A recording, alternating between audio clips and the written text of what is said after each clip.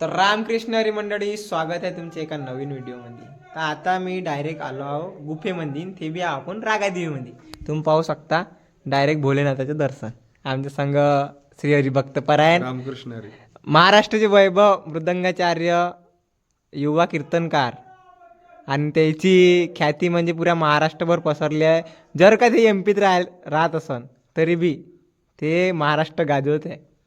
तसेच आमचे श्री हरिभक्त परायण आकाश महाराजजी भटे. तुम्ही काही म्हणणं चाहात? नाही ना, म्हणा ना काहीतरी. या निसर्गरम्य वातावरणामध्ये फिरण्याचा योग आमचे ज्येष्ठ गुरुबंधू किंवा सहपाठी म्हणा, नांदेडहून आलेले शिवप्रसाद महाराज हांडे यांना नांदेडवरून आले म्हणून हे सर्व निसर्गरम्य वातावरण दाखवण्याकरिता आम्ही आणलेलं आहे. आणि त्यातल्या त्यात मार्गदर्शन जतीन महाराजांचं आहे. त्यात काही वाद नाही, आहे की नाही. ते शिल्पकलेचं काम करतात. रामकृष्ण हरी. निसर्गाचा अद्भुत नमुना म्हणजे हे ठिकाण आहे. राघादेवी नावाचं ठिकाण आहे.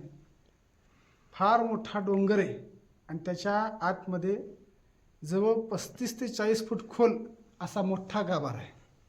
हे माझ्या आयुष्यात मी पहिल्यांदा पाहतोय आणि हे सगळं आश्चर्यच आहे. हे निसर्गाने ईश्वराने निर्माण केलेलं आश्चर्य आहे. फार सुंदर आहे. या ठिकाणी आल्याच्यानंतर समाधान वाटलं. आमचे हरिभक्तीपारायण पूजनीय आकाश महाराज भट्टे गुरुबंधू आणि जतीन हरिभक्तीपारायण जतीन महाराज यांच्या मार्फतच ही सगळी आम्हाला माहिती झाली आणि त्यांनीच आम्हाला हे दाखवले. मध्य प्रदेश, छिंदवाडा जिल्हा, संसर तालुका, राघादेवी नावाचं हे गाव आहे. नक्की अवश्य या ठिकाणी भेट द्या. पाहण्यासारखं ठिकाण आहे. रामकृष्ण. खूप खूप धन्यवाद महाराजांचा. आणि तुम्हाला सांगतो, एक आमच्या संग काय झालं, आम्ही आलो तर आलो पण इथं लाईन नाही आहे. लाईन नाही आहे म्हणून चांगल्याने दिसून नाही राहिलं. पण जसं बी मोबाईलच्या टार्चा आहे त्या पद्धतीने दाखवायचा प्रयत्न करून राहिलो. कारण की आपल्या ब्लॉगमध्ये तुम्ही ना पहिले बी पाहिलं आहे रागादेवी. कारण की आपलं घरदार सारखंच आहे. कवाई येणं कवाई जाणं काही सांगता येत नाही. एका दिवसात जाणे आहे, एका दिवसात येणे आहे. म्हणजे आपल्या गावाजवळून आपल्या घराजवळून जवळच आहे. महादेव म्हणजे आपल्या जवळ आहे तर मग याच लागते. तुम्ही दर्शन करा महादेवाचं. आणि खूप आनंद येते इथं आल्यावर. आणि पाहू शकता तुम्ही एकदम पुरं खतरनाक वातावरण बनलेलं आहे इथं. काय म्हणतोय? हा, हे उंच केलं वाटते नंतर. उंच नाही, इथं जे माती होती एकदम कापूस लागत होता पहिले. आता नाही आहे तसं. कसं वाटलं तुम्हाला इथं येऊन? एक नंबर आनंदाचं वातावरण. पैसे वसूल झाले सर. इकडे इकडे इकडे ह्या साईडनं इकडे गुप्तेश्वर आहे. तिकडे हा गुप्तेश्वर. चला तर चला ना. तर पाय लागेल तुम्हाला.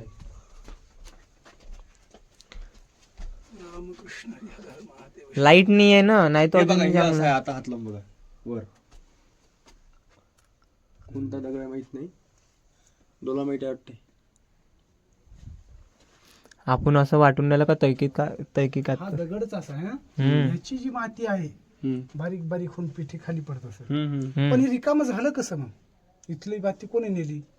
हे रिकामं कसं हा, झालं? आता इथून चोरून नेली ना माती. हम्म. आणि याच्यामध्ये सर्वात जास्त बॅक्टेरिया राहते. जे अगर हे आपण वावरात टाकतो तर चांगली फसल होते. असं. म्हणून इथची माती लोकांनी नेली आणि त्यानं आपल्या वावरात टाकली. असं का? हा, पाय लागा. लय म्हणजे वातावरण तुम्हाला सांगतो ना. माती कशी होती इथची पा.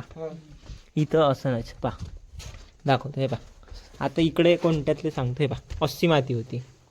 हे बघा, हे पा, एकदम कापूस. अरे बापरे. हे कडक झाला. आता माणसं येतात ना लई. हा, एकदम कापूस होत आहे. मग आता इकडलं फक्त एकदम स्मूथ लागायला. हा, पाय टाकता बरोबर. एकदम म्हणजे अशी होती का बस. आता आम्ही बी किती 7-8 वर्षा पहिले याच्या इकडे लहान होत तेव्हा.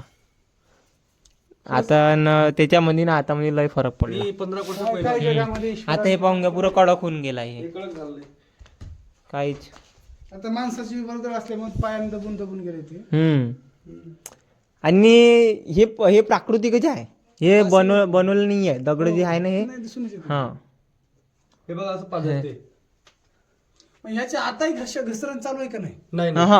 आता बंद आहे. हे कोणा काळात झालं हे कसं झालं? मला काय हे लय दिवसचं आहे. भस्मासुरले जेव्हा वरदान भेटलं होतं वरदान तेव्हा की अगर कोणाच्याही डोक्यावर हात ठेवला ते भस्म होणार बा.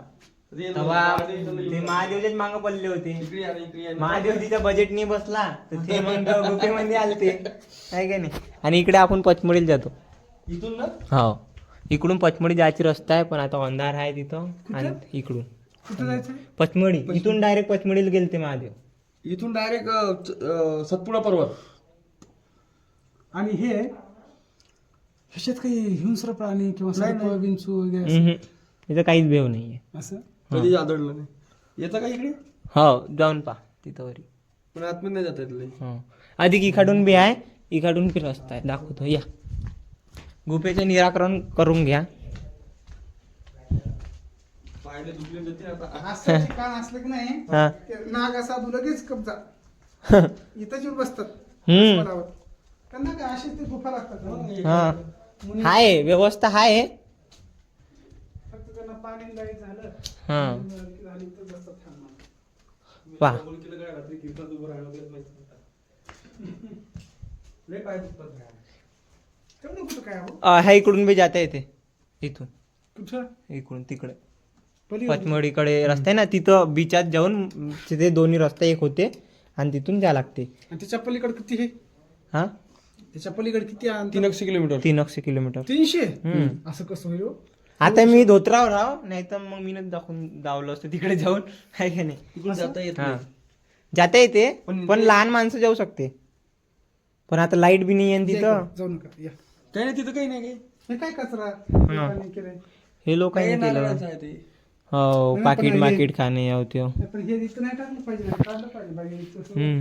हे लिहायचा प्रयत्न करते लोक इथं पण एवढा आल्यावर. तरी छेद चांगला मोठा पडलाय, त्याच्यामुळे प्रवेश झाला. हा, नाही जुना रस्ता दुसरा आहे. इथून दूर दूरून लोक येते. राधादेवी रागादेवी गुफा.